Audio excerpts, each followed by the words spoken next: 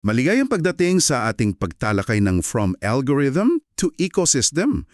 Sa unang yugto na to, ang pangingibabaw sa paghahanap, sisimulan nating himayin yung pinakaugat ng Google. Titingnan natin paano ba yung kanilang kakaibang tech at yung business model nila, paano to naging susi para alam mo na duminahin nila yung internet nung nagsisimula pa lang. Yung mga unang taon, no? Oo. Ang mission natin ngayon, unawain natin kung paanong yung husay ng algorithm at yung kakaibang style nila sa advertising lumikha ng parang paikot-ikot na puwersa. Isang cycle na nagpatibay talaga sa pwesto nila. Okay, sige, himayin natin to. Paano nga ba nila nagawa yon based sa mga impormasyong hawak natin? Sige, sige. Bago pa man sumikat ang Google, siguro naalala mo pa, di ba?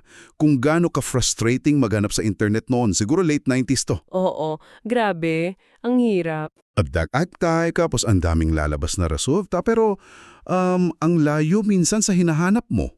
Tapos ang bagal pa. Oo, ang bagal. Tapos yung mga sites like Yahoo, parang portal sila ang daming laman. Balita, email, games. Oo, all-in-one ang dating. Hindi lang search. Exactly. Parang sinubukan nilang gawin lahat. Ito yung sitwasyong inabutan at, binago ng Google. Tama. Kasi ang sikreto talaga nila, yung tinatawag nilang PageRank algorithm. PageRank? Yun yung sikat, no? Oo. Sa simpleng paliwanag, hindi lang niya binibilang kung ilang websites ang naglilink sa isang page. Mas importante, tinitimbang niya yung importansya ng mga page na naglilink sa'yo. Parang boto, di ba? Pero yung boto galing sa mas importanteng site, mas malaki ang bigat. Okay. So hindi lang paramihan ng link. Hindi lang, ang resultang mabilis. Mas mabilis at eto yung crucial, mas relevant yung search results kumpara sa iba. Eto talaga yung unang, alam mo, humatak sa mga tao. Actually, may nabasa nga ako dito sa materials natin. Sobrang galing daw ng tech nila na kahit yung mga kalaban like Yahoo at AOL, sila pa yung gumamit ng Google as default search provider nila. Mga 2000 hanggang 2003 daw yun. Wow! Imagine mo yun, parang inamin na nila na mas magaling yung kabilang team. 'Di ba? At alam mo ba, fun fact lang, bago pa sila sumikat, 1998, sinubukan ni na Larry Page at Sergey Brin ibenta yung PageRank sa Yahoo. $1 million lang daw. $1 million lang. Oo, tinanggihan sila. Tapos 1999, sa Excite naman, mga 250K to 500K plus 1% stake. Tinanggihan ulit. Grabe, buti na lang siguro. Tinanggihan sila, no? Kung hindi baka ibang-ibang internet ngayon. Oo nga swerte na rin siguro. Pero alam mo, ang fascinating dito pinapakita nito kung gaano ka-undervalued yung technology nila noon. O baka hindi pa lang talaga nakikita ng mga big players yung potential. Pero itong technical edge na to, itong husay sa pagbigay ng tamang info ng mabilis, ito yung naging pinakapundasyon ng lahat. Ito yung secret sauce nila, kumbaga. Makes sense. At dahil nga magandang search results nila, ayun, dinagsa sila ng tao. Sabi dito sa data, by end of 2003, hawak na nila yung 56% ng search market. 56% agad! Malaki na yun! Oo, tapos simula 2009, parang di na bumaba sa 90% yung market share nila. Halos total dominance na. Grabe yung pag-akyat. At hindi lang basta marami, naging loyal pa yung users. May study nga daw noon 2005, Nielsen yata, na yung Google users daw sa UK mas matagal magstay sa site. Oo. At mas maraming searches. Oo, mas maraming search ginagawa kumpara sa Yahoo or MSN users noon. Average daw, 9.1 searches 26 minutes sa Google. Sa Yahoo, 4.2 searches 9 minutes lang. Ang laki ng difference. Sobra. Tapos, eto na yung interesting part. Bawat search mo, bawat click mo, nagiging data yon para sa Google. At dyan na pumapasok yung tinatawag na positive feedback loop o yung paikot-ikot na pagpapatibay. Paano yon? Kasi habang dumarami yung gumagamit at nagsisearch, mas maraming data ang nakukuha ng Google tungkol sa user behavior. Ano yung kiniklik nila, gaano katagal sila sa page, ano yung next search nila. Okay, so data gathering. Exactly. Tapos, yung data na yun, ginagamit nila para mas lalong pagandahin yung PageRank, pati yung buong search engine nila. So nagiging mas matalino yung system. Oo, kapag mas matalino yung system, mas gumaganda yung results. Kapag mas maganda yung results, Mas lalong dumarami yung users. tama, at mas nagiging loyal pa sila. Paulit-ulit lang, isang cycle na nagpapalakas sa sarili. Self-perpetuating. Gets ko. Kaya pala ang hirap habulin ng mga kakompetensya. Oo, para siyang pader na pataas ng pataas. Gaya nga ng sabi ng isang scholar sa MIT, parang dominance breeds dominance. Kung sino yung lamang na, lalo pang lumalakas. May sinabi pa nga yung isa galing Stanford na mas magaling talaga ang search engine ng Google mula pa sa simula. Ito pa lang ay sapat ng paliwanag kung bakit sila nangingibabaw. Simpleng paliwanag pero totoo. May point din naman. Tapos, may connection pa to sa behavioral psychology, yung tinatawag na Google effect. Ano yun? Google effect? Napansin ng mga researchers na dahil alam natin ng dali-dali lang i-search ulit ang info sa Google, parang di na natin masyadong sinasaol. Parang external hard drive natin? Parang ganun nga, external memory bank. Imbes na mag-memorize, search na lang. Kasi alam mong andyan lang. Oo nga no, nangyayari nga yan. At habang mas madalas nating ginagamit, syempre, lalo siyang nagiging indispensable. Lalo siyang lumalakas. Okay, so lumalaki yung user base, nagiging mas matalino yung algorithm dahil sa data.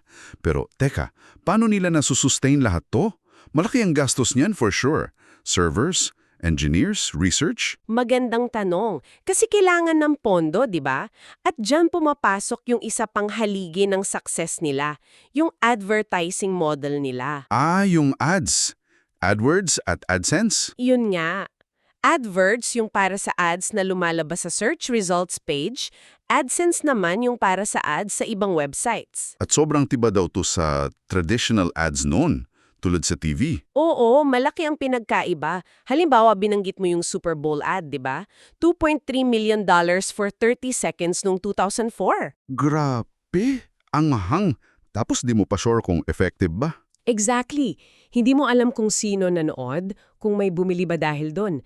Sa AdWords at AdSense, ang ganda kasi pay for performance siya. Pay for performance. Sa AdWords, nagbabayad lang yung advertiser kapag may nag-click talaga sa ad nila, pay-per-click or PPC. Hindi ka basta nagbabayad para lang lumabas yung ad mo. Okay. Mas efficient. Sobra.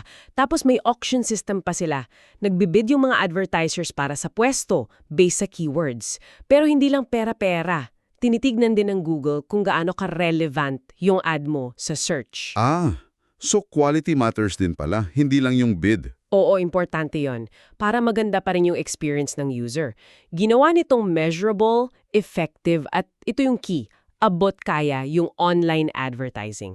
Kahit malilit na businesses, kaya nang mag-advertise. Gaano kaabot kaya? Nabanggit dito na nung simula, yung minimum bid per click, 5 sentimo lang, $0.05. Tapos by end of 2003, yung average cost per click daw sa Google, mga $0.30. Mas mababa pa sa competitor nilang Overture noon na $0.40. Wow. Kaya pala pumatok. May quote nga dito from an AdWords manager noon, si David Becker. Sabi niya, favorite daw ng advertisers kasi nagbabayad lang sila pag may nag-click. Pinaka-efficient na marketing daw na naranasan nila. Totoo yun. Tapos yung AdSense naman, na-launch 2002. Yun yung para sa ibang websites, di ba? Oo, binigyan nila ng chance yung mga website owners na kumita by placing Google Ads sa site nila. Pag may nag-click doon, hati sila ni Google sa kita. Gaano kalaki yung share ng website owner? Nakakagulat nga eh. Based daw sa IPO prospectus nila, more than 80% ng AdSense revenue binibigay nila sa partners nila, yung Google Network members. 80%? Grabe. Ang laki noon. Kaya pala, ang daming naglagay ng AdSense sa site nila. Oo, nagbigay ng malaking incentive yun. Lumawak lalo yung reach ng ads nila. Okay, so connecting the dots. Itong advertising model na to, Ito yung naging parang makina ng pera ng Google. Ito yung nag-fund nung buong feedback loop na pinag-usapan natin. Yung pagpapaganda ng search. Oo, yung continuous improvement ng search, yung pag-attract ng mas maraming users, pag-gather ng mas maraming data, lahat yan pinunduhan nung kita sa ads. Gaano kalaki yung kita nila sa ads noon? Sabi dito, 2003 pa lang, 97% ng total revenue nila galing na sa ads. 97%. Halos lahat na pala. Oo, at isipin mo, nung taon na yon, 4% pa lang daw ng total ad spending sa US yung nasa internet. Ang laki pa ng potential for growth. O nga malayo pa pala. Actually, may source dito na nagsasabi kahit daw ngayon, 2024 estimate, mga 20% lang ng Google searches yung may kasamang ads. 20% lang. Akala ko mas marami. Pero yung 20% na yun daw yung bumubuo ng mga 70% ng ad revenue nila. So, malaki pa rin yung potential na kitain dun sa natitirang 80% ng searches na wala pang ads. Wow. Okay, so kung ibubuod natin, paano natin mailalarawan yung pangingibabaw ng Google? Noon, 3 bagay ba? Parang ganun nga, 3 magkakakonekta. Una, yung superior tech. Yung page rank na nagbigay ng mas magandang results. Tama, technical superiority. Pangalawa, yung feedback loop. Yung users nagbibigay ng data na nagpapaganda pa lalo sa search na humahatag ng mas maraming users. Oo yung self-reinforcing cycle. At pangatlo, yung revolutionary at sobrang umikitang advertising model, AdWords at AdSense, na siyang sumuporta sa buong operation. Iklo. Eksakto.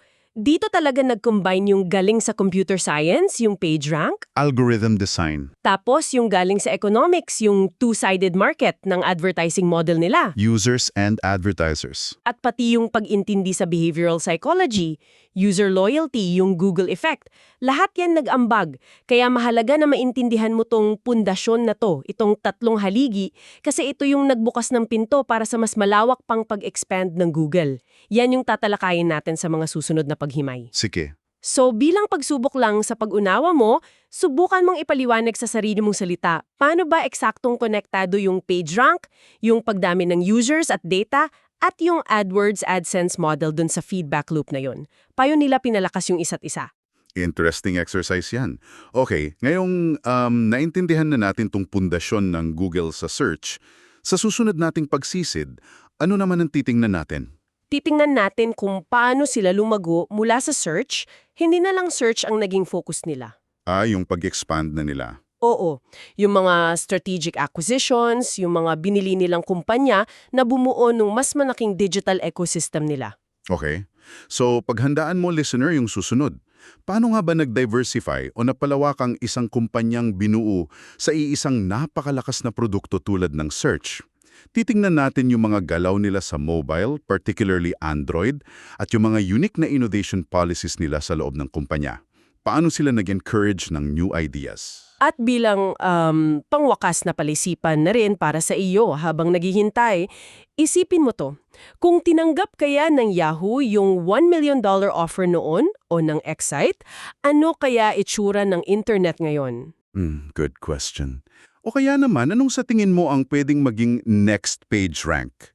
Ano yung susunod na technology na pwedeng magpabago ng ganito kalaki sa paraan natin ng pagkuha ng impormasyon? Lalo na ngayon, mainit ang usapan sa AI, di ba? Oo nga, AI, malaking factor yan.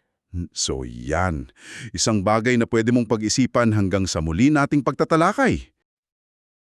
Magandang pagbabalik sa ating pagtatalakay. Kung sa nakaraang module, nakita natin kung paanong halos maging kasing kahulugan na ng paghanap online ang Google, di ba? Ngayon naman sa ating session na pagbuo ng ecosystem, tututukan natin kung paano sila lumago mula sa pagiging search engine lang. Paano nila pinalawak yung teritoryo nila papunta sa mobile. Tsaka yung kultura ng walang tigil na pag-imbento. Okay?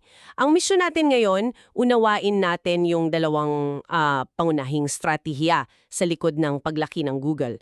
Una, yung tila mapanganib pero napakatalinong pagbilis sa Android. Pangalawa, yung pagpapayabong ng innovation mula sa loob na sinisimbolo ng sikat nilang 20% time policy. Titingnan natin kung paano ito naging susi para mabuo yung isang digital ecosystem na para ngayon ay halos hindi na natin maihiwalay sa ating buhay. Gets mo?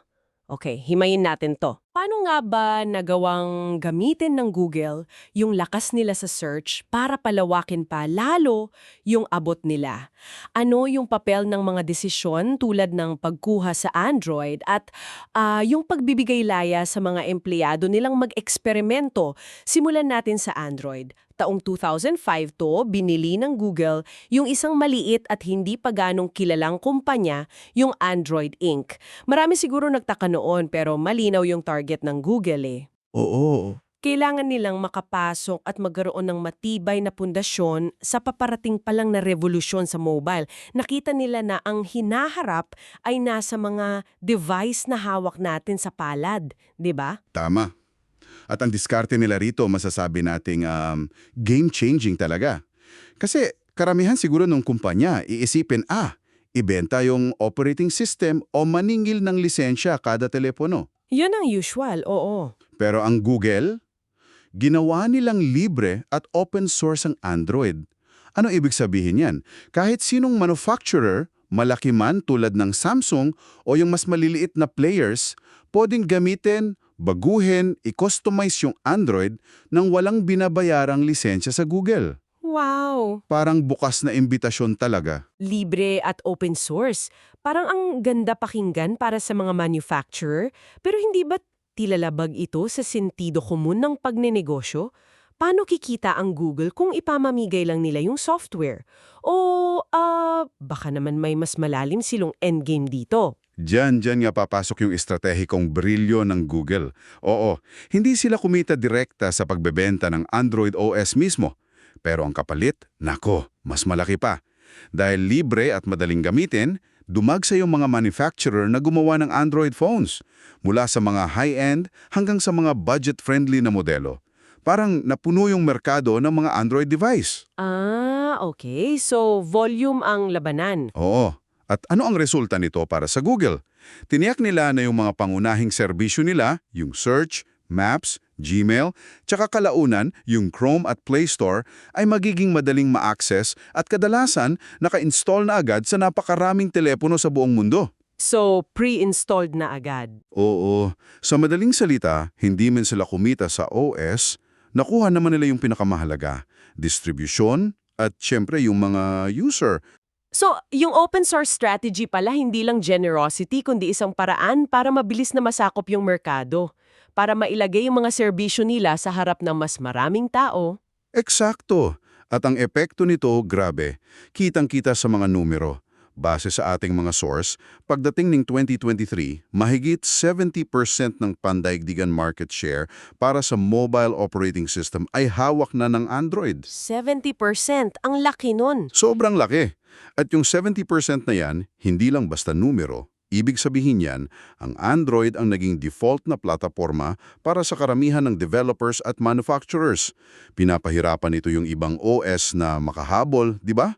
At lalong pinatitibay yung kontrol ng Google sa mobile ecosystem. Make sense? Isipin mo na lang, yung Google Search na dati kailangan mo pang buksan sa computer mo, ngayon nasa bulsa mo na, 24/7. Dahil sa Android, tsaka dahil nga open source, nagkaroon ng malawak na pagpipilian yung mga tao sa iba't ibang presyo. Ang daming murang Android phone. Talaga. Noong 2023, yung average selling price ng Android phone nasa $250 lang daw. Malayong mas mababa kumpara sa average ng iPhone na $950. Kaya naman hindi kataka-taka na noong taong ding yun, 4 sa 5 pinakamalalaking smartphone manufacturer sa mundo ay gumagamit ng Android. At dito na nagiging mas malinaw yung koneksyon pabalik sa core business ng Google, Kasi dahil nasa bilyon-bilyong mobile device na yung mga serbisyo nila, grabe yung dami ng data na dumadaloy pabalik sa kanila. Exponential. Oo, bawat search query, bawat paggamit ng maps, bawat app na dinadownload, lahat yan impormasyon. At yung impormasyong yan ang nagsisilbing panggatong sa makina nila. Ang Android parang naging network ng mga ugat yan na kumukuha ng sustansya, yung real-world, real-time user data mula sa milyon-milyong user. Wow, ganda ng analogy. Sustansya? Oo, yung sustansyang ito ang nagpapataba at nagpapagaling sa kanilang mga search algorithms, tsaka nagpapatala sa kakayahan nilang mag-target ng mga advertisements.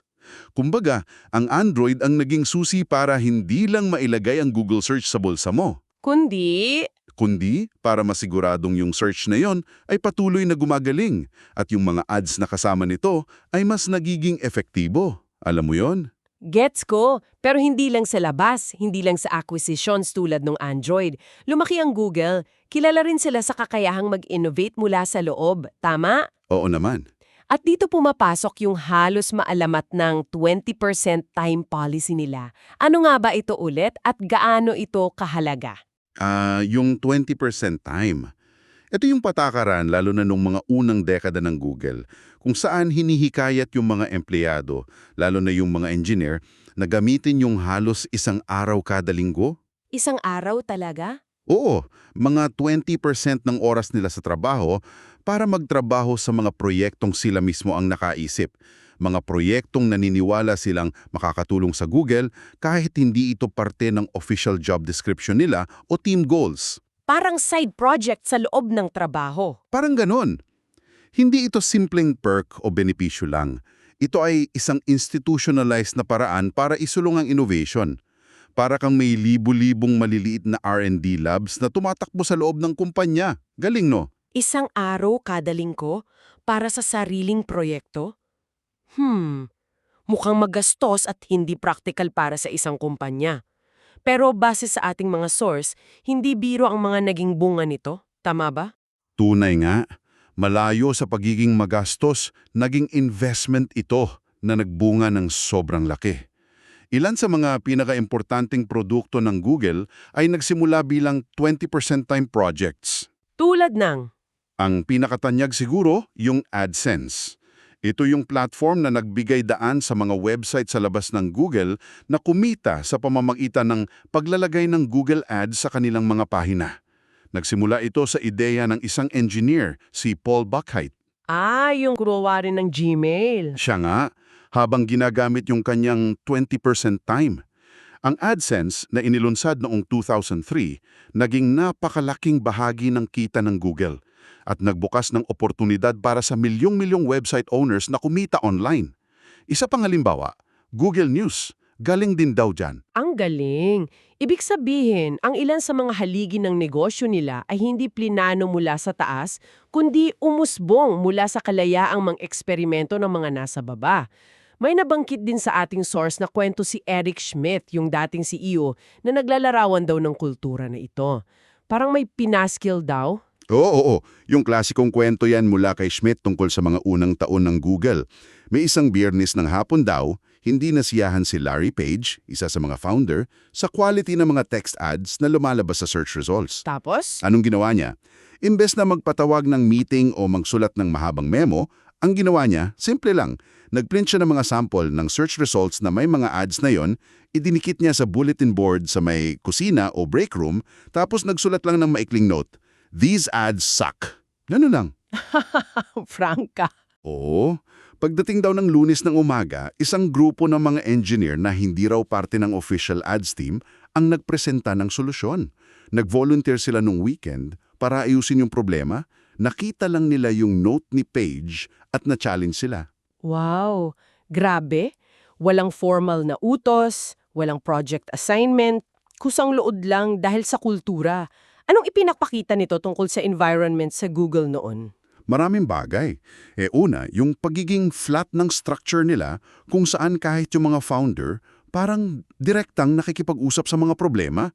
Pangalawa, yung kultura ng bias for action. Yung ugali na kapag may problema, action agad. Ayusin agad? Tama. Pangatlo, at konektado sa 20% time, yung pagbibigay kapangyarihan, yung empowerment sa mga empleyado na mag-ambag ng solusyon kahit hindi ito sakop ng kanilang direktang responsibilidad. Nabanggit din sa sources na sinadya nilang panatilihing maliliit yung mga team. Maliliit na team? Oo, madalas 3 hanggang 5 miyembro lang daw para mapabilis yung komunikasyon at paggawa ng desisyon. Tsaka nilimitahan nila yung dami ng middle managers para iwasan yung bureaucracy. Lahat ito nagambag sa mabilis na pag-ikot ng mga ideya at pagbuo ng mga bagong produkto. Okay, so ngayon, mahalagang makita natin bilang tagapakinig na itong dalawang malaking strategy, yung pagbili sa Android at yung pagpapalakas ng internal innovation tulad ng 20% time, dito magkahiwalay na kwento, ano? Paano sila nagtulungan para palakasin ng Google? Dito na nga natin makikita yung tinatawag na synergy, yung pagtutulungan ng mga stratehiya kung saan yung resulta mas malaki kaysa sa kabuuan ng mga bahagi nito. Bale, gaya ng napag-usapan natin, yung Android, yun ang naglagay ng Google Search at iba pang serbisyo sa kamay ng bilyon-bilyong tao. Sa bulsa natin, Sa bulsa mo, ito yung lumikha ng napakalaking data feedback loop. Mas maraming gumagamit, mas maraming data, mas gumagaling yung search at ads, mas maraming naaakit na gumamit. Klasikong network effect yan, tsaka strategic leverage. ginamit nila yung pagiging hari sa search para maging hari din sa mobile OS. Eksakto, na lalo pang nagpatibay sa paghahari nila sa search at ads.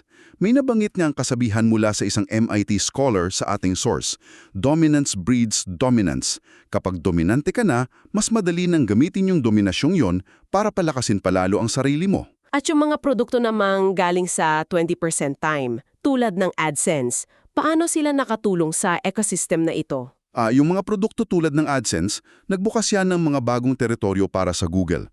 Pinalawak nito yung advertising network nila, lampas pa sa sarili nilang search results page, papunta sa milyon-milyong ibang website sa buong internet. So mas maraming paglalagyan ng ads. Oo, ibig sabihin mas maraming lugar para magpakita ng ads, mas maraming data tungkol sa kung anong content ang kinokonsumo ng mga tao, at syempre, mas maraming pagkakataong kumita. Yung kita mula rito, nagbibigay naman ng pondo para sa mas marami pang inovasyon, pati na rin sa pagpapatakbo ng mga data centers na kailangan para sa search at iba pang serbisyo. Lahat magkakakonekta. Nagpapakain sa isa't isa. Parang ganon. So ang nangyari pala, isang pagbabago. Mula sa pagiging isang website na pupuntahan mo lang para maghanap, naging isang integrated system na siya. Isang network ng mga serbisyo na kasama mo na sa buong araw. Tama, isipin mo ang isang typical na araw mo, di ba? Marahil nagsisimula ka sa pag-check ng Gmail, tapos gagamit ka ng Google Maps para sa traffic, magse-search ka ng impormasyon sa Google Search gamit yung Android phone mo. Tapos manonood ng YouTube. Oo, napag-uusapan natin sa susunod. Tapos, marahil, nagbabrowse ka sa mga website na may AdSense ads. Hindi mo na namamalayan, pero nasa loob ka na ng Google ecosystem. Iyan ang resulta ng mga estratehikong desisyon na tinalakay natin yung pagsama-sama ng external acquisition at internal innovation para makabuo ng isang platform na mahirap ng iwasan at napakahalaga sa digital na buhay na marami. Kaya ano mang ibig sabihin ng lahat ng ito para sa iyo na nakikinig? Ang aral dito siguro ay yung paglago at pananatiling matatag ng isang kumpanya tulad ng Google, hindi lang nakasalalay sa galing ng original na produkto nila. Hindi lang yon. Resulta rin ito ng matapang at matalinong mga desisyon sa negosyo tulad ng pagyakap sa open source para sa Android kahit tila delikado at ng pag-aalaga sa isang kultura na hindi natatakot mag-eksperimento, yung nagtitiwala sa kakayahan ng kanilang mga tao na lumikha ng mga susunod na malalaking bagay. Yung tiwala sa tao, importante yun. So, recap natin, sa ating pagsisiyasat na yon, nakita natin yung dalawang haligi ng pagpapalawak ng Google ecosystem. Una, yung strategic masterstroke sa pagkuha at pagpapalaganap ng Android. Nagbigay sa kanila ng dominasyon sa mobile at ng walang katulad na daloy ng data. Pangalawa, yung pagtataguyod ng isang kultura ng inobasyon na kinakatawan ng 20% time na nagluwal ng mga critical na produkto tulad ng AdSense at Google News.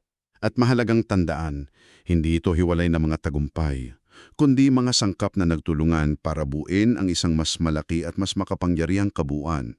Isang ecosystem na patuloy na nagpapatibay sa kanilang pundasyon sa search at advertising habang lumalawak din yung impluensya nila sa iba pang aspeto ng ating digital na buhay. Okay, nakita na natin kung paano nagsimulang mabuo itong ecosystem sa pamamagitan ng Android at internal R&D. Sa susunod nating pagtatalakay, isang higanteng acquisition naman ang ating susuriin, ang YouTube. YouTube? Interesting yan. Oo, aalamin natin kung paano binago ng Google yung maliit na video sharing site na ito at kung paano ito nagpasiklab ng isang pandaigdigang revolusyon para sa mga content creator.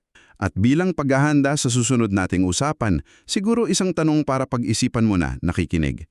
Ano kaya yung mga pangunahing pagkakaiba sa motibo, sa estilo, sa epekto ng content na gawa ng mga ordinaryong user, yung mga amateur creators, kumpara sa content na galing sa mga malalaking media companies o professional studios? Magandang tanong yan. Saka paano kaya pinamamahalaan ng isang platform tulad ng YouTube yung natural na tensyon o kompetisyon sa pagitan ng dalawang magkaibang mundo na ito? Yan ang ilan sa mga tanong na gagabayan tayo sa susunod nating pagsisid sa kwento ng YouTube sa ilalim ng Google. Abangan natin yan hanggang sa muli nating pagsisiyasat at pagtatalakay.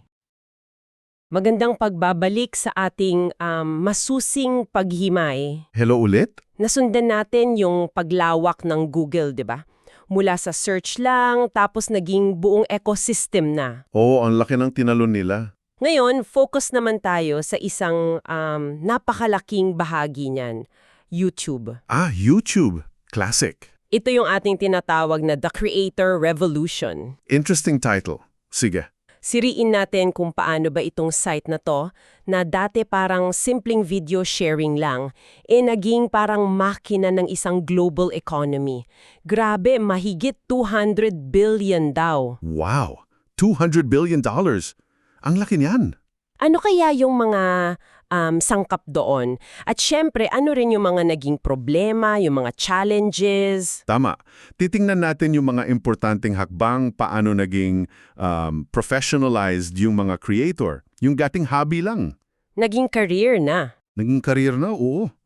Paano sila binigyan ng power ng YouTube? Pero syempre, andyan din yung mga komplikasyon, di ba? Yung mga issue habang lumalaki yung platform. Oo naman. Sige, umpisahan natin sa simula-simula talaga. Bago pa itong lahat, paano ba nagsimula ang YouTube? Ang simple lang, no? Upload lang ng video? Super simple. Naalala ko pa yung Me at the Zoo. Ay, oo. Yung 2005 pa yon, di ba? 18 seconds lang. Parang wala lang. Parang wala lang talaga. Pero ang bilis lumago. Tapos yung malaking pagbabago nung binili ng Google. 2006 yun, tama? Oo, 2006, 1.65 billion. Puro stocks pa ata yun. Grabe. Malaking pera na yun noon. At yun, nagbagay talaga ng resources sa YouTube. Yung infrastructure, mga engineers. Para lumipad na talaga. Para lumipad na, oo. Tapos, hindi nagtagal, mga 2007 ata, ito na yung sinasabi mong game changer. Yung YouTube Partner Program, YPP. YPP, ito na yon. Parang ito yung nagsindi ng Micha, no? Ano ba yung kakaiba dito? Bakit big deal to? Well, ito kasi yung nagbukas ng pinto para kumita yung mga gumagawa ng video. Yung mga creators. Monetization. Oo, monetization. Binigyan sila ng share sa kita ng ads na lumalabas sa videos nila. Okay. Nung una, piling-pili lang. Yung mga malalaking media companies, yung mga professional na talaga. Mga network, ganun? Oo, parang ganon. Pero di nagtagal, binuksan na rin nila sa mga sikat na amateur creators. Lalo na yung mga vloggers. Yung mga nagsisimula pa lang pero dumadami na yung followers. Yun na nga. Yung nakakabuo na ng community. Interesting. So, hindi lang pala about sa kita. Kasi may nabasa ako sa isang source, parang sinabi na yung YPP daw, yung mechanism na nagsimula ng professionalisasyon ng mga amateur creators. Tama. Kasi pinayagan silang mamonetize yung content nila. So, parang binago nito yung mindset. Eksakto. Yun yung point. Nag-trigger ito ng tinatawag na entrepreneurial desire. Okay. Parang negosyo na. Parang negosyo na. Hindi na lang basta gawa ng video kasi trip mo lang. Nagsimula na silang mag-isip, okay, paano ko palalakihin yung audience ko? Strategy na. Strategy na. Ano gusto nilang content? Paano mas magiging professional yung dating? Naglatag ito ng pundasyon para sa isang bagong industriya, Yung creator mismo ang bida. So mula sa upload lang, biglang potential career path na pala. Wow, ito na siguro yung parang pagbagsak ng mga dating gatekeeper sa media, no? Medyo. Kasi hindi mo na kailangan ng connection or malaking capital para ma-broadcast yung sarili mo. Basta may camera ka at internet. Basically, oo. At dahil dito sa YPP at sa paglago ng YouTube, dito na sumulpot yung creator economy. Buong ecosystem na talaga. Oo, buong ecosystem.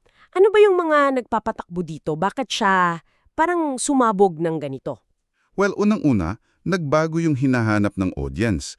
Yung mga manonood, lalo na yung mas bata. Millennials, Gen Z. Oo, mas gusto nila yung personalized, yung authentic na content. Yung parang kaibigan mo lang yung kausap mo. Yung relatable? Relatable, oo. Mas connect sila doon kaysa sa sobrang polished pero impersonal na TV show, for example. Gets ko. Tapos ano pa? Pangalawa, at napaka-importante, dumami yung paraan para kumita yung creator. Hindi lang ads. Oo nga. Nariyan yung sponsorships, yung mga brand deals. Tapos, pagbebenta ng sariling merch. Shirts, mugs. Oo, mga ganun. Tapos may subscriptions pa or memberships para sa exclusive content. Affiliate marketing, andyan pa rin yung ad revenue share. So diversification. Hindi lang sa isang bagay nakadepende yung kita nila. Tama, mas stable. At kasabay niyan pahang bumaba din yung cost of entry, no? Mas madali nang gumawa ng content. Oo naman. Dati kailangan mo ng mamahaling camera, editing suite. Ngayon, smartphone lang. Pwede na. Pwede na. Editing app sa phone. Ito yung sinasabi nilang democratization of content. Binabaan yung barrier. Kahit sino, pwedeng maging broadcaster. Yun nga, binigyan ng boses yung maraming tao. At grabe yung laki nito. Base sa data, mga $205 billion daw yung market size nitong 2024. Wow! $205 billion? At ang projection pa, aabot daw ng 1.3 trillion by 2033. Trillion! Grabe, nakakalula. Gigantic talaga. At nasa sentro niyan, syempre, ang YouTube. Isipin mo yung mga pinapanood mong creator. Maliit man o malaki, bahagi sila ng ganitong kalaking global economic force. Oo, connected lahat. May maalala ka bang examples nung mga naunang sumikat talaga? Yung mga naging simbolo nito? Marami. Syempre, si PewDiePie, di ba? Felix Kjellberg sa gaming. Oo, legend. Tapos si Grace Helbig sa comedy, vlogging. Si Zoe Sugg, Zoella, sa beauty and lifestyle. Oo, mga pioneers. Mga pioneers talaga. Nagsimula sila parang mahigit 10 years ago na. Ordinaryong tao lang, nag-share ng hilig nila, tapos boom! Milyon-milyong subscribers, libro, produkto, lumabas sa TV. Yun nga, patunay na posible talagang gumawa ng global brand mula sa kwarto mo lang, gamit ang YouTube. Pero alam mo naman, pag may Midas touch, may kasama ring challenges. Hindi laging smooth sailing para sa YouTube. Isa sa mga unang naging issue yung copyright, tama? Oo, umaga pa lang, may tension na dyan. Kasi ang daming nag-upload ng copyrighted stuff. Clips ng TV shows, pelikula, music videos. Nang walang pahintulot. Nang walang pahintulot, oo. Yung pinakamalaking kaso ata, yung sa Viacom. 2007 din yun. Yung $1 billion na demand. Oo, grabe yun. Kasi libo-libo daw clips ng shows nila like South Park, The Daily Show, nasa YouTube. Free for all. At mas marami pa daw nanonood sa YouTube kesa sa legal na paraan noon. Yun ang sabi. Kaya malaking threat talaga sa business model nila. Diyan nagsimula yung parang mahabang sayaw ng platform at content owners. Okay. Tapos, etong mga tensyon na to, kasama pa yung paglaki ng platform, nag-lead sa mga sumunod na krisis, di ba? Dito napapasok yung tinatawag na adpocalypse. Adpocalypse? Yun na nga. Kailangan lang nating i-clarify. Hindi ito isang event lang. Hindi pala one time, big time? Hindi. Parang series of incidents, lalo na ng mga bandang 2017. Ang ugat nito, yung malawakang pag-pull out ng mga malalaking advertisers, mga brands. Teka, bakit sila umalis? Anong nangyari? Natakot sila. Kasi lumabas na yung mga ads nila na pupunta sa tabi ng mga video na, well, hindi maganda. Extremist content, hate speech. Ayaw nilang ma-associate yung brand nila doon. Siyempre, sino ba namang brand ang gustuhing makita yung ad nila katabi ng ganong content, di ba? Brand safety issue yun, malaki. Kaya pala. Natatandaan ko may mga usapan noon na naghigpit bigla ang YouTube. Maraming creators ang nagreklamo. Eksakto. Yun yung naging reaction ng YouTube. Kailangan nilang kumilos. So, nagpatupad sila ng mas maigpit na policies sa content moderation, sa monetization. Pero parang naging problema din yun. Oo, kasi minsan hindi malinaw yung rules o pabago-bago. Dito nagkaroon ng malaking tension between YouTube and the creators. Yung mga mismong nagbibigay buhay sa platform. Yung mga lehitimong creators na dadamay? Nadadamay, oo. Maraming na-demonetize bigla. Tinanggalan ng kita yung video. Minsan walang malinaw na explanation. Ang hirap i-manage ng content pag ganito kalaki yung skill. Naiipit sila, no? Balancing act. Kailangan open platform, pero kailangan din protektahan yung advertisers at sumunod sa regulations. Mukhang hanggang ngayon, challenge pa rin yan. Challenge pa rin talaga. Naranasan mo ba yun, bilang viewer, na mapansin mo yung mga pagbabago sa content ng mga channel na sinusubaybayan mo noon? Yung parang nag-iingat na sila? Parang oo. May mga napansin akong nagbago ng tono o umiwas sa certain topics. Tapos, kasabay ng lahat ng ito, lalo pang lumabo yung linya between amateur at professional. Dahil sa YPP, sa brand deals. Oo. Yung dating hobbies, naging full-fledged media professional na. Nag-iba na talaga yung landscape. Okay, fast forward tayo. Ngayon, present day, mukhang hari pa rin naman ang YouTube, di ba? Sa video. Oh, dominante pa rin. Nabasa ko pa nga na sila na daw ang may pinakamalaking viewership sa TV screen sa US. Tinalo pa ang Netflix daw. Totoo yan. Malaki yung shift. Dati, mobile first ang YouTube. Ngayon, ang dami nang nanonood sa sala nila, sa smart TV. Parang nagiging bagong TV na nga. Yun nga, sabi ng CEO nila, si Neil Mohan, YouTube is the new television. At yung data, grabe, mahigit 1 billion hours daw ng YouTube ang pinapanood sa TV araw-araw globally. 1 billion hours a day. Sa TV lang yon? Sa TV lang yun. At kita sa pera, 2023, $31.5 billion ang ad revenue nila. Wow! Malaking chunk yun sa kita ng Alphabet. Malaki. May mga nagsasabi pa nga na baka malampasan pa nila ang Disney as the biggest media company by revenue soon. Grabe ang prediction at hindi na lang sila puro vlogs at music videos, pumasok na rin sila sa live sports, yung NFL Sunday ticket deal nila. Oo, malaking hakbang yun. Kinukuha nila yung dating teritoryo ng traditional TV networks. Pero syempre, may competition pa rin. TikTok, lalo na sa short videos. Oo naman, kaya nga may YouTube Shorts sila. Aggressive sila doon. Tapos, isa pang malaking focus nila ngayon, AI. Artificial intelligence, paano nila ginagamit? Well, maraming paraan. Pag-improve ng recommendations, pag-moderate ng content, at pagbibigay ng AI tools para sa mga creator mismo. Yung Gemini ng Google, ini-integrate nila. Interesting, maraming nangyayari. So, para sa iyo na nakikinig, saan ka ba mas madalas manood ng YouTube ngayon? Sa phone pa rin o sa TV na? Oo nga, good question. At ano sa tingin mo yung magiging impact ng AI sa mga video na makikita natin sa YouTube? Magbabago kaya? Malamang. Okay, so, para i-wrap up natin itong usapan, nakita natin kung paano yung YPP, yung YouTube Partner Program, naging susi. Oh, critical yon. Nag-professionalize ng creators, nagpasiklab ng creator economy, na pinalakas pa ng demand ng audience for authentic content. Tama. Pero nakita rin natin yung kabilang muka. Yung mga challenges. Yung copyright issues, tulad nung sa Viacom, tapos yung malaking krisis, yung adpocalypse. Yun nga, yung tension na nalikha dahil kailangan protektahan yung advertisers na nagresulta sa mahigpit na policies at nakaapekto sa mga creators. Binuksan ng YouTube yung pinto para sa marami na maging creator. Ma-share yung boses nila. Parang na-democratize nga, di ba? Oo, yun yung promise. Pero ngayon, sa harap ng mas komplikadong rules, mga algorithm na hindi natin masyadong gets, tapos papasok pa ang AI, dito napapasok yung tanong, hindi kaya nagkaroon lang tayo ng bagong klase ng gatekeepers? Yung platform policy, yung algorithm? Good point. Parang sila na yung bagong may hawak ng susi. Parang ganun. At isa pa, itong AI, paano kaya nito babaguhin hindi lang yung paggawa ng content, kundi yung mismong definition ng pagiging creator at yung authenticity na hinahanap natin? Malalim yon. Ano na ang authentic kung AI ang gumawa? Eksakto.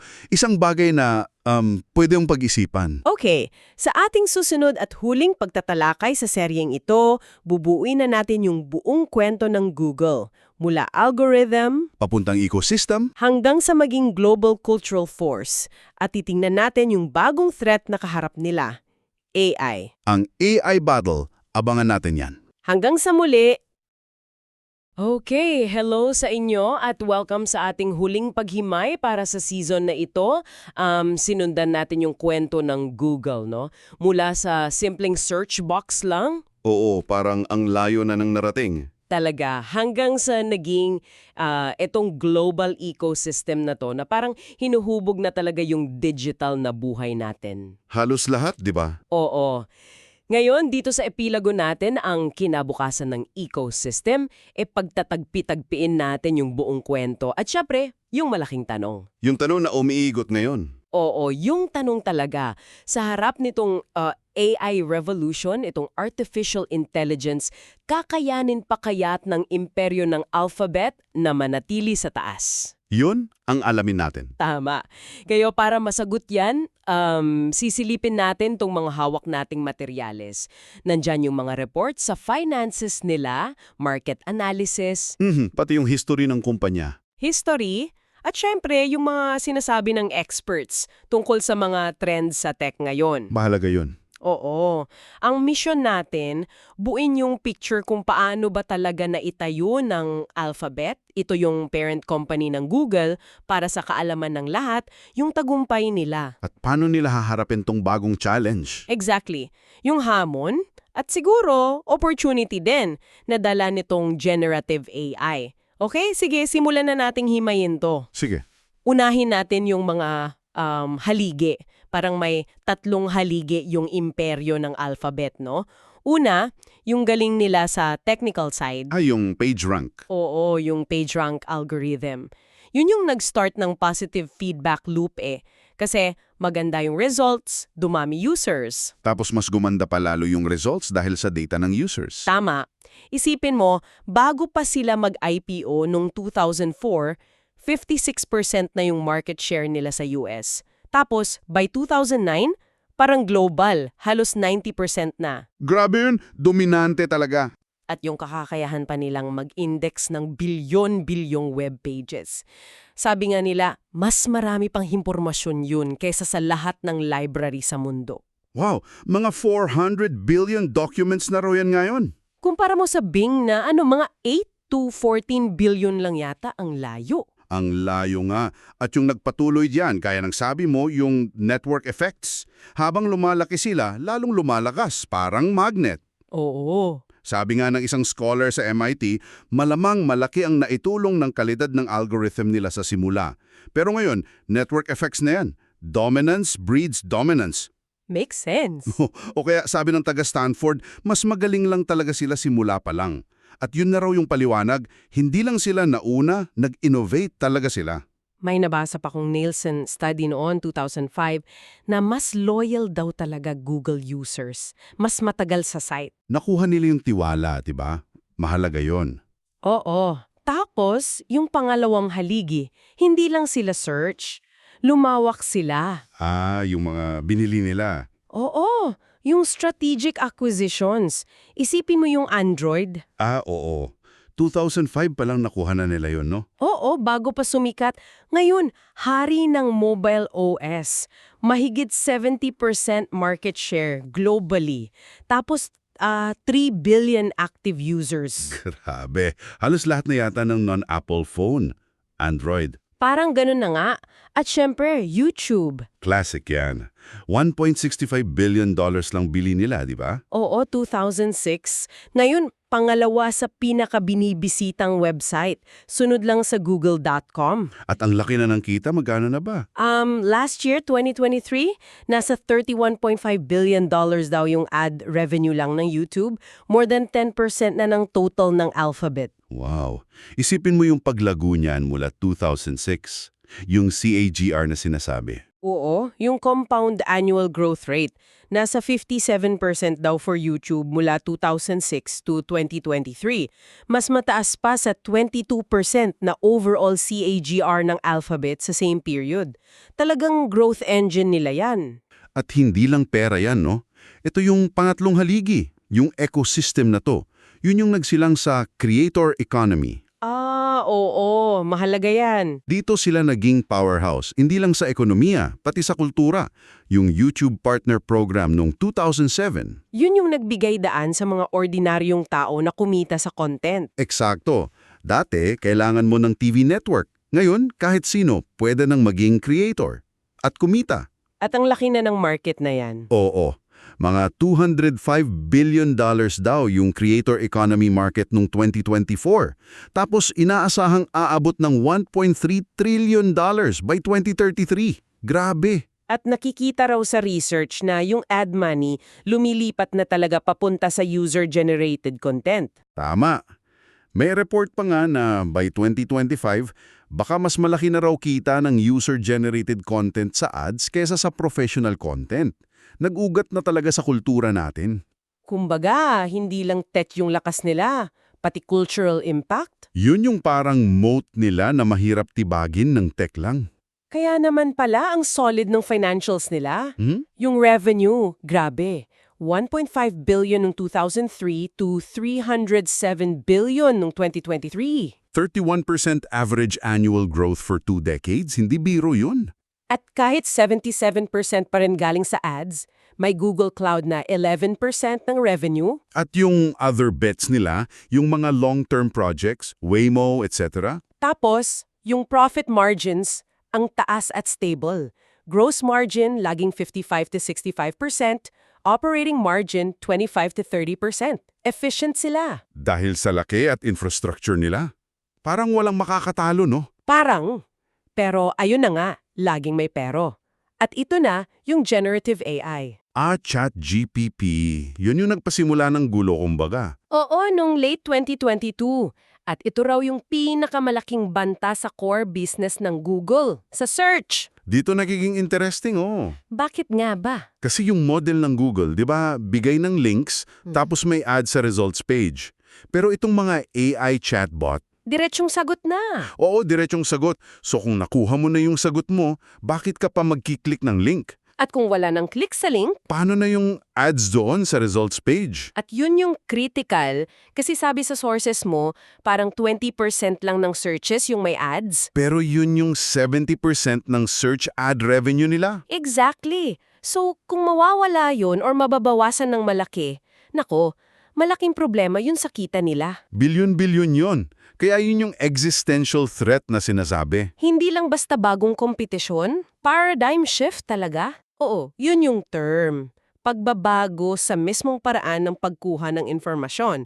Kaya raw nagka-code red sa Google noong early 2023. Nabasa ko rin yan. Emergency situation daw. Kinailangan kumilos agad. Bumalik pa nga raw sina Larry Page at Sergey Brin para tumulong sa AI strategy. Yung founders. Tapos si Brin, bumalik na raw sa Google araw-araw para tutukan ng AI. Confirmed na yan itong September 2024 lang. Ganun kaseryoso. Seryoso talaga. Pero hindi naman sila, alam mo yon, nakatunga nga lang. Malaki pa rin sila. Anong ginagawa nila? Ginagamit nila yung advantage nila. Una, data. Sobrang daming data. Trillion searches over the years. Pangalawa, research. DeepMind. World-class yan sa AI. At syempre, pera. Oo, yung pondo. Halos unlimited. Sabi nga ni Brin, kahit nagkamali sila doon sa Gemini Image Generator. Oo, yung may mga issues sa historical accuracy. Oo, sabi niya, kailangan na nilang kumilos ng mas mabilis ngayon. Mag-take ng risks. Hindi na pwedeng sobrang ingat. Kaya ngayon, inilalagay na nila yung AI nila, yung Gemini, sa mga produkto nila. Nakita mo na ba yung bagong Google search? May AI overview nasa taas, di ba? Oo, yun yung summary ng sagot, pero may links pa rin. Tapos may deep search daw para sa complex questions. Pati sa shopping may AI na virtual try-on. Meron na rin silang paid subscription, Gemini Advanced, $19.99 a month. So, sinusubukan nilang mag-offer ng AI features. Habang naghahanap ng bagong pagkakakitaan. Yun nga. Ang goal, makapagbigay ng direct answers, pero mapanatili pa rin yung kita sa ads. Dito sila nahihirapan. Mahirap nga yun. Sabi ng isang expert, buong industriya daw nangangapa paano i-integrate yung ads sa AI search nang hindi. Nakakainis or pilit. Oo, at hindi kinakain ng AI yung kita sa ads. Ito yung key strategic issue nila na yon. Paano gagamitin yung sariling AI para protektahan yung core business nila? Ang labanan daw sa future, sinong makakapagbigay ng pinaka-useful at seamless na AI experience? Tama. At yung ambisyon ni Brin, grabe. Gusto raw nila Gemini ang maging unang AGI. Artificial General Intelligence? Yung kasing talino o mas matalino pa sa tao. Parang ganon. Napakalaking ambisyon yan. So, kung i-connect natin to sa mas malawak na picture, anong nakikita natin? Malinaw dito yung technological disruption, yung S-curve sa innovation. Posibleng nasa dulo na ng S-curve ng search ang Google, tapos may bagong S-curve na papasok, yung AI. Nakikita rin yung corporate strategy, defensive innovation. Oo, ginagamit yung bagong tech, AI, para depensahan yung existing business. Tapos syempre, yung future ng information science. Paano na tayo makikipag-ugnayan sa informasyon? AI chatbot versus traditional search. Yun yung mga tanong. So, para sa'yo na nakikinig, bakit mahalaga to? Kasi kung anong mangyari dito, Maapektuhan ka. oo, mahuhubog nito kung paano ka magse-search, anong ads makikita mo, paano gagana yung tools mo araw-araw, Google Search, YouTube, Android phone mo. Lahat konektado. Naalala mo yung Google effect? Yung dahil sa search engines, nagbago na raw memorya natin? Oo, yung mas natatandaan natin kung paano hanapin kesa yung info mismo. Mukhang mas lalala pa to sa AI na nagbibigay ng direct answers. Baka mas umasa pa tayo sa tech. Posible. Okay, so bilang buod ng buong season natin, naitayo ng Alphabet yung dominance nila gamit yung galing ng search algorithm. Nag-create ng feedback loop. Pinalawak ng strategic ecosystem, Android, YouTube. At pinatibay ng creator economy na naging cultural force. Pero ngayon, may malaking banta. Generative AI. Na pumipilit sa kanilang gumawa ng malaking strategic pivot. Ginagamit yung mismong AI para depensahan ang core business nila. Lalo na yung kita sa ads, sa search. Yun ang pinaka nasa panganib. At yun ang malaking hamon sa kanila ngayon. At dito na nga nagtatapos yung season natin tungkol sa Alphabet. Nakita natin yung paglalakbay mula sa algorithm hanggang ecosystem na nagpabago sa mundo natin. Ang susunod na chapter, sinusulat pa lang. Live na live! Kaabang-abang talaga ang mga susunod na taon. Maraming salamat sa pagsama mo sa amin sa paghimaymay na ito. At bilang panghuling pagninilay na iiwan namin sa inyo, higit pa sa laban ng Alphabet versus AI platforms, isipin natin to. Paano kaya babaguhin nitong shift papuntang AI, hindi lang kung paano tayo naghahanap ng impormasyon? Links versus direct answers. Mga pananaw, anong mga boses, anong sources ang mas lalabas, mas bibigyang prioridad? O baka mas maitatago pa nga sa isang mundo kung saan AI na ang nagiging gatekeeper natin sa kaalaman? Ano sa tingin mo?